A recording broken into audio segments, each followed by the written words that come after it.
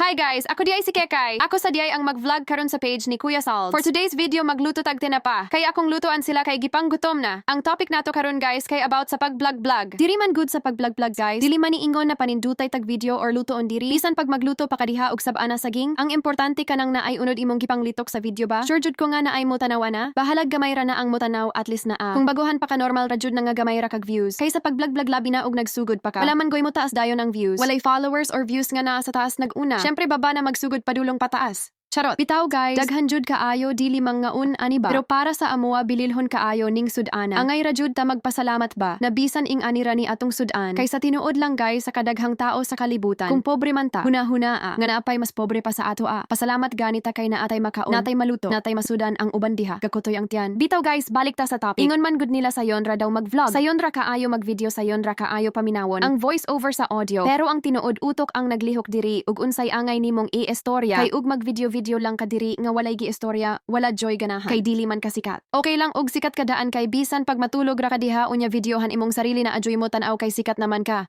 Pero kita nga ordinaryong tao lang nga nagsugod aning vlog-vlog walay nakaila. Diri man good sa pag-vlog-vlog guys. Daghan jud kayong mga tao makaminos sa imuha. Pero ayaw lang kasuko, ayaw patole. Kay normal ra na sa mo sulod ka aning social media. Kay kung gusto ka mo sulod sa pagka-content creator, dapat kabalo na ka. Kay naatanan diri mga basher. Bisan pag magbuhat kag maayo dauton gihapon ka ana nila. Ayaw lang napansinan ng mga silingan nimo, parente nimo, amigo, amiga nimo, kauban nimo sa trabaho or classmate nimo. Kay kana sila, dili na sila gusto nga mo asinso ka. Nay uban mo suporta gamay ra pero ang uban plastic pa. Bitaw guys, hapit naman ni mahuman. Dili lang ko magdahom ani ug naay ganahan mananaw ani. Kay first time pa nako nag-vlog ug ingon ani, pero bahala na. Kay mao nay ginaingon nga basta bag-o pa ka normal ra jud na nga gamay ra kag views. Kana lang guys, daghan kaayong salamat sa pagtanaw. God bless you.